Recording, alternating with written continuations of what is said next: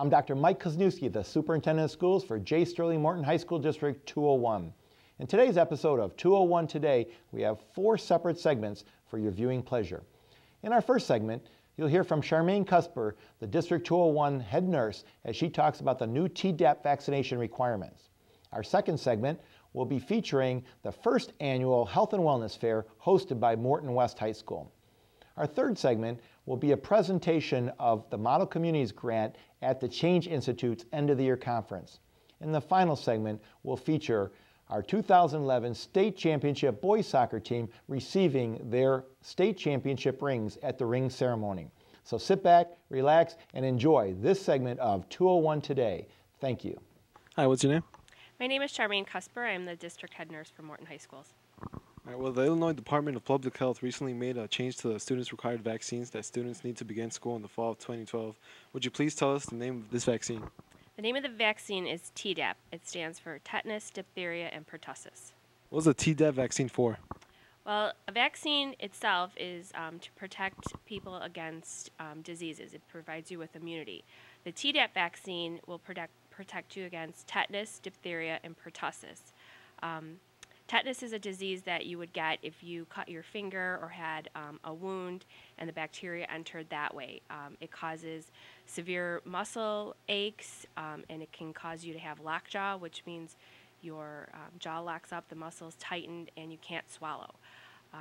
Diphtheria is another bacterial infection that you would get from person to person, and that causes a thick film to coat the back of your throat, which then makes it difficult for you to breathe, can cause paralysis, and even death. And finally, the third thing that the Tdap protects you against is pertussis. And pertussis is also known as whooping cough. And pertussis causes a person to have violent coughing spells to the point where you can actually throw up, or you can even break a rib and pass out from coughing so hard. The Tdap vaccine is not a completely new vaccine. It's a vaccine that's been around. It's just a new dosage, and it's a new age group that they're giving it to. So Tdap was created because they're seeing an increase in pertussis, which was the third disease that I talked about, the whooping cough. They're seeing an increase in cases in Illinois and around the country. And they're deciding that they needed to introduce this vaccine at a different age group to protect us against pertussis. And pertussis isn't considered life-threatening in healthy children, but what can happen is if a healthy child gets pertussis and transmits that disease to, say, somebody with chronic illnesses like asthma or diabetes or AIDS, or an infant under the age of 1 year, it can cause severe effects in them. And infants, particularly under 1 year, you're often seeing them die from this disease. So that's why we want to get the word out about Tdap. Who will need to get the Tdap vaccine? Well, the state made a new law last year that said that all students in the grades of 6th through 12th were going to need the vaccine for this upcoming school year. But after they did some more reconsidering and realizing how many students that was going to affect, they decided to implement this in a 2-year phase.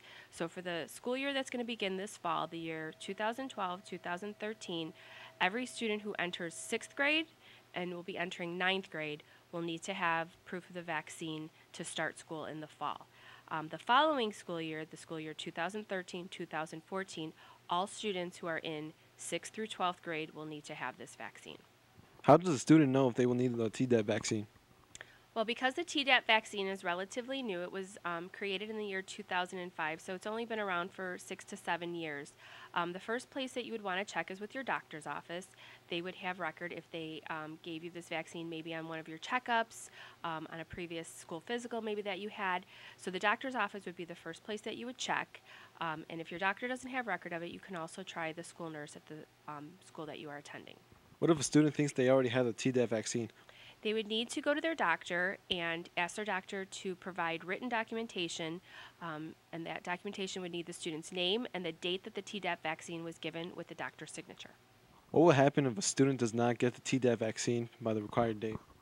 Well, like I said, for this upcoming school year, for the fall of 2012-2013, Any student entering 6th grade and 9th grade, so that's the current 5th graders and the current 8th graders, will need to have the vaccine. If they don't have it by the beginning of the school year, they will be excluded from school. And what that means is they won't be allowed to attend classes until they are compliant. Where can the students go to get the Tdap vaccine?